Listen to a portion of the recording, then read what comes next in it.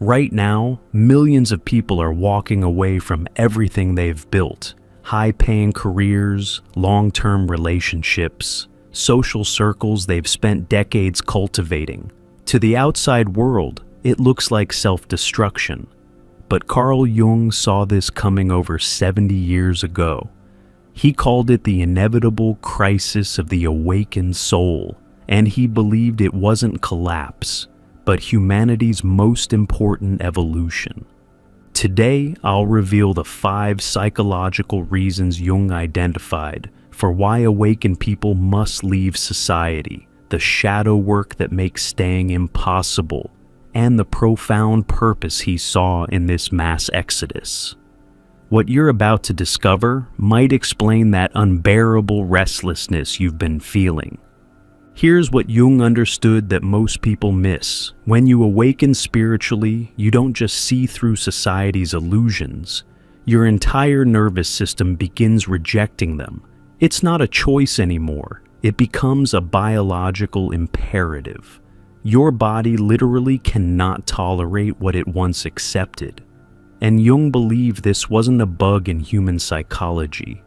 It was a feature designed to push humanity toward its next evolutionary leap. But here's where it gets fascinating. Jung called it the disintegration of the persona. Most people don't realize they're wearing a mask until it starts cracking. This mask, what Jung termed the persona, is every role you've learned to play. The professional you, the social you, the family you. It's not fake exactly, it's adaptive. It helped you survive. But here's what happens during spiritual awakening. You start seeing the mask as separate from your true self. Suddenly, you're watching yourself perform in meetings, pretend to care about small talk, fake enthusiasm for things that feel hollow. It's like becoming conscious during a dream and realizing you've been sleepwalking your entire life. Jung documented case after case of successful individuals who reached this point and couldn't continue. One patient, a prominent banker, told Jung, "I sit in board meetings discussing millions, and all I can think is, we're all pretending this matters. We're all acting out roles in a play nobody wants to be in, but everyone's too afraid to leave the stage." This isn't depression, it's clarity. And once you see the performance, you can't unsee it. But it gets more intense. Because when your false self starts dying, society doesn't celebrate your authenticity. It punishes it. Coworkers sense you're not playing along anymore. Family members feel threatened by your refusal to maintain old dynamics. Friends drift away because your presence reminds them they're wearing masks too. Jung was brutally honest about this. The individual has always had to struggle to keep from being overwhelmed by the tribe. If you try it, you will be lonely often and sometimes frightened. But no price is too high to pay for the privilege of owning yourself. This ownership of self, what Jung called individuation, requires leaving the spaces where your false self is demanded. You literally cannot complete your psychological evolution while performing your old role. It's not about judgment or superiority. It's about incompatibility. An awakened consciousness trying to operate through a false persona is like trying to run new software on outdated hardware. The system crashes. And this crash leads directly to the second transformation. This is where Jung's work gets revolutionary. Most people think awakening means becoming more light, more positive, more spiritual. Jung said the opposite. True awakening requires descending into your shadow. All the parts of yourself society taught you to hide, deny, repress. Here's the problem. Modern society is built on shadow projection. We externalize our darkness onto others, other political parties, other nations, other races, other classes. This projection is what maintains social cohesion. Everyone agrees who the bad guys are, and this agreement creates tribal belonging. But when you start integrating your shadow, something terrifying happens. You can't project anymore. You see your own capacity for everything you judge in others, your own greed when you condemn billionaires, your own authoritarianism when you fight against control, your own unconsciousness when you judge the sleeping masses. Jung wrote, "Everything that irritates us about others can lead us to an understanding of ourselves." But here's what he didn't say loudly enough.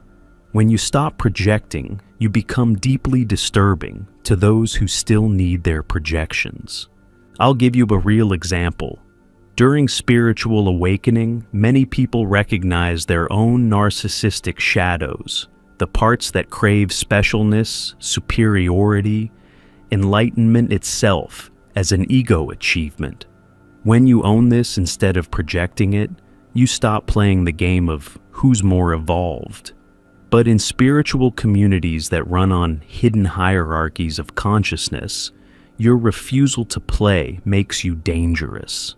You can't condemn this unconscious masses because you see your own unconsciousness.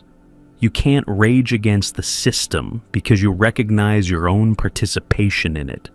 You can't even fully blame those who hurt you because you see how you've hurt others in similar ways. This isn't about excusing harmful behavior. It's about recognizing what Jung called the collective shadow. We're all participating in the darkness we claim to oppose. And once you see this, you can't participate in society's projection games anymore. Society needs its scapegoats, its villains, its others to define itself against.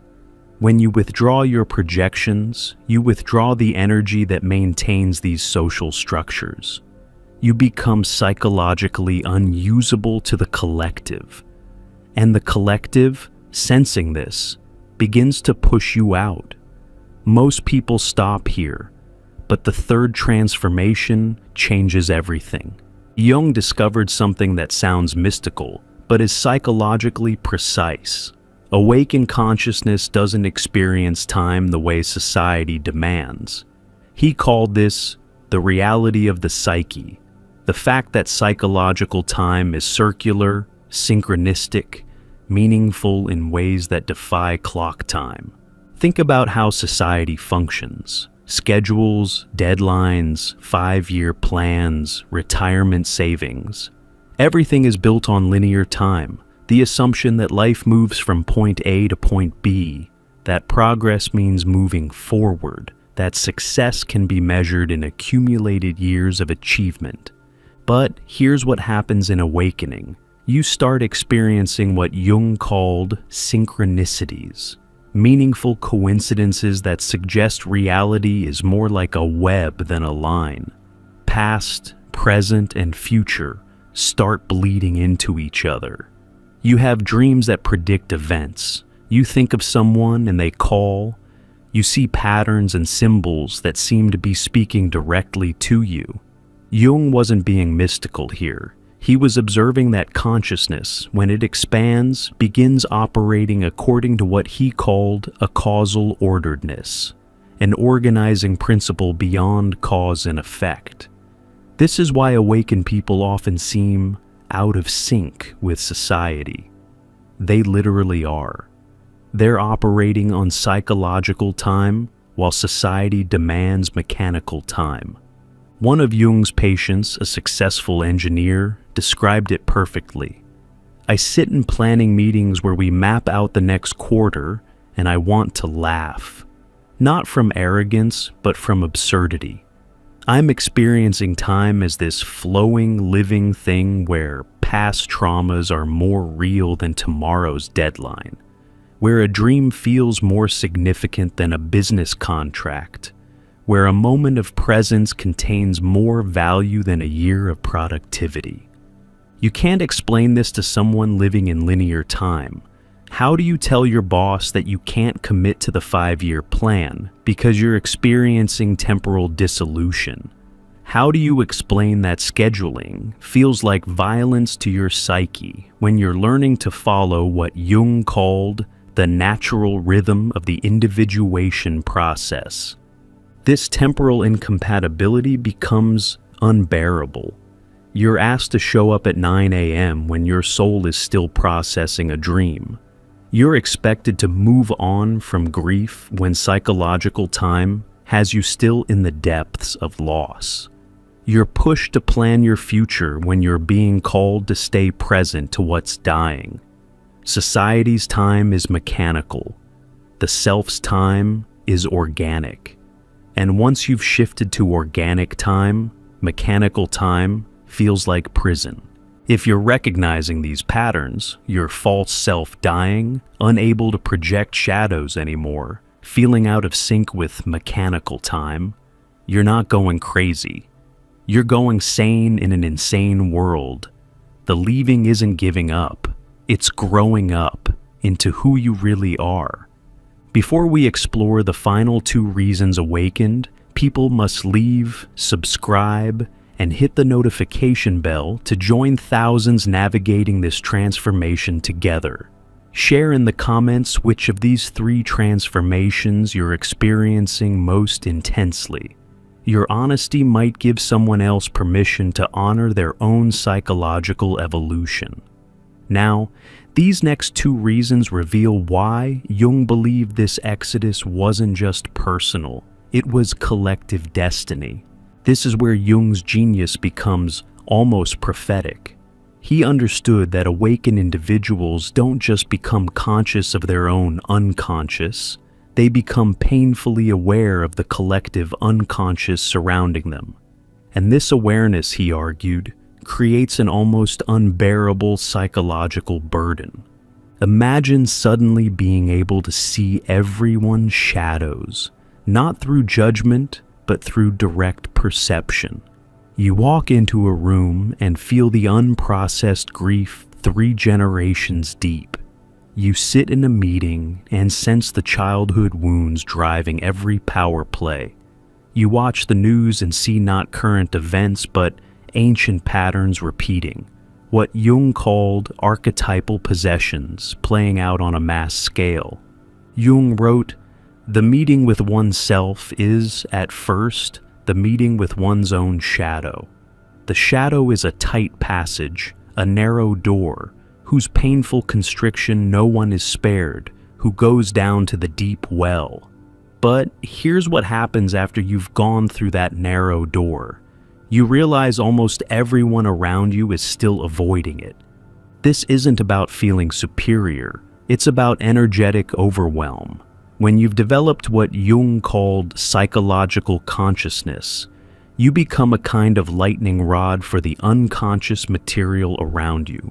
Other people's repressed emotions, denied shadows, and unintegrated traumas start constellating around your awareness. One of Jung's female patients described it hauntingly. "I used to think I was highly sensitive. Now I understand I'm highly conscious. I don't just feel others' emotions, I feel what they refuse to feel. I carry not just my own shadow, but the shadows of everyone who won't carry theirs. It's like being awake in a world of sleepwalkers and absorbing all the dreams they won't remember." This is why awakened people often develop chronic illness, anxiety, or exhaustion that no doctor can explain. They're not just processing their own psychological material, they're involuntarily processing the collective unconscious of their environment. Jung called this participation mystique, a psychological state where boundaries dissolve and you carry what isn't yours. Society doesn't just fail to recognize this burden, it actively exploits it. Awakened individuals become unofficial therapists for everyone around them. Energy vampires seek them out instinctively. Narcissists target them because they sense someone who sees deeply and might offer the unconditional acceptance they crave. Unconscious family systems designate them as the identified patient, the one who carries the symptoms of the entire system's dysfunction. And here's the crucial point Jung made. You cannot heal or integrate at the level of consciousness while surrounded by those committed to unconsciousness. It's like trying to get sober in a bar. The environment itself maintains the disease. This is why isolation isn't antisocial for awakened beings. It's psychologically necessary. What looks like withdrawal is actually what Jung called the transcendent function, creating space for a new level of consciousness to emerge that can bridge the opposites and birth something genuinely new. But the fifth and final reason is perhaps the most profound of all. Jung's most revolutionary idea was that within each person exists what he called the self. Not the ego, not the persona, but an organizing center of the whole psyche that knows your true purpose. And here's the terrifying truth. The self's agenda has nothing to do with society's agenda. Society wants you productive, compliant, consuming. The self wants you whole, authentic, individuated. Society values external achievement. The self values internal integration. Society measures success by accumulation. The self measures it by how much illusion you've shed. Jung observed that when people reach a certain level of awakening, they start receiving what he called demands from the self, powerful internal directives that often contradict everything that seems logical or safe. Leave the marriage that looks perfect but feels dead. Quit the job that pays well but kills your soul. Move to a place that makes no sense but calls to your depths. These aren't whims or midlife crises. They're what Jung called the self-regulating function of the psyche, your deepest wisdom correcting course, often dramatically. The self doesn't care about your comfort. It cares about your completion. Here's what makes this so difficult. The self's calling often requires betraying everyone else's expectations, your parents' dreams for you, your partner's need for security, your own ego's attachment to identity and status. Jung was blunt about this. The privilege of a lifetime is to become who you truly are. But that privilege requires what feels like betrayal to everyone who needed you to stay who you were. One of Jung's most profound case studies involved a successful doctor who kept having dreams of living in a simple cabin in the mountains, writing poetry. For years, he dismissed these dreams as escapist fantasy. But they intensified, became demanding, turned into physical symptoms, chest pains that had no medical cause, anxiety that no medication could touch. Finally, at 52, he left everything. His colleagues called it a breakdown. His family staged interventions. But Jung understood. This wasn't pathology. It was the self demanding its true life. The man spent his remaining years in solitude, writing profound spiritual poetry that was published after his death. He told Jung, "I had to choose between dying as a successful doctor or living as a failed poet. The self chose life."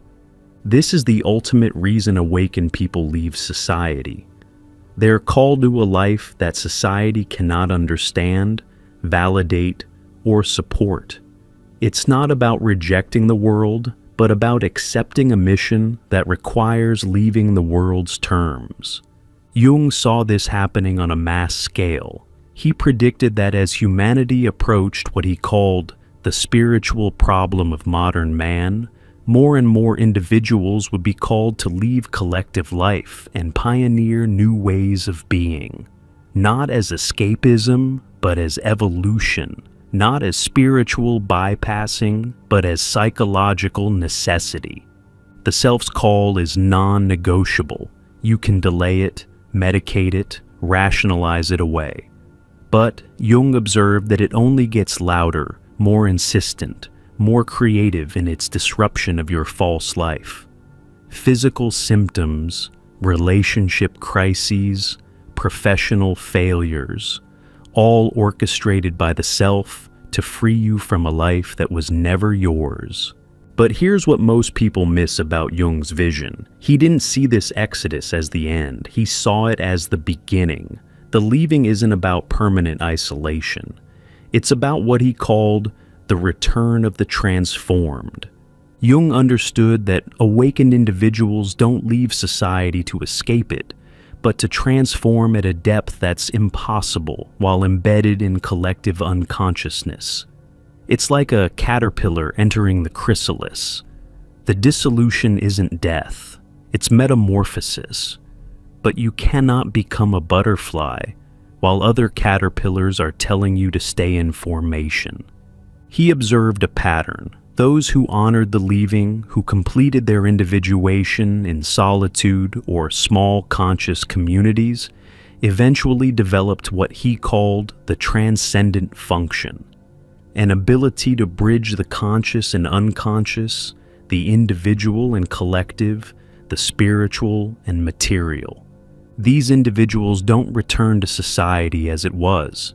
They return as what Jung called carriers of consciousness, people whose very presence catalyzes awakening in others, not through preaching or teaching, but through embodiment. They've integrated their shadows so deeply that they don't trigger others' projections. They've transcended linear time so completely that they bring presence to every interaction. They've answered the self's call so fully that they inspire others to hear their own. Jung saw this as humanity's evolutionary strategy. Not everyone awakens at once. That would be collective chaos. Instead, individuals are called out, transformed, and return to seed new consciousness. Each wave makes it easier for the next. What seems like societal breakdown is actually breakthrough in slow motion. Here's the ultimate paradox Jung identified. You can only truly serve society by leaving it. You can only heal the collective by separating from it. You can only bring light by first descending into your own darkness, alone. This isn't spiritual bypassing or elite escapism. It's psychological law. You cannot give what you don't have. You cannot lead where you haven't been. You cannot awaken others while you're still asleep. The leaving is preparation for a different kind of return. Not to fit back in, but to help birth what's trying to emerge. Jung saw the signs everywhere in his time. The mental health crisis, the meaning crisis, the spiritual emptiness despite material abundance. He predicted it would intensify until enough individuals answered the call to leave, transform, and return with new consciousness. We're living in that intensification now. The mass exodus isn't social collapse, it's social evolution. Each person who leaves to answer their self's calling weakens the old structure and strengthens what's being born. It looks like destruction because we can only see what's dying, not what's gestating. So here's what Jung wants you to understand. If you're feeling the unbearable pressure to leave, your career, your relationship, your entire way of life, you're not failing. You're being called. The discomfort isn't weakness. It's growth trying to happen. The isolation isn't punishment. It's preparation.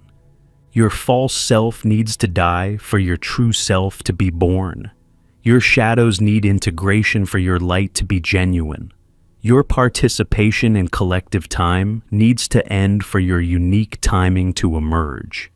The collective unconscious needs to be left for your individual consciousness to flourish.